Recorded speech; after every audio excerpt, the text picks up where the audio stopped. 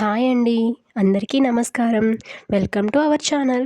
కార్తీక మాసమంతా పవిత్రమైన మాసం మరొకటి లేదని చెప్పవచ్చు.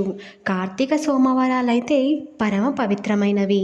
కోటి సోమవారం 2025లో ఎప్పుడా అని ఆలోచిస్తున్నారా?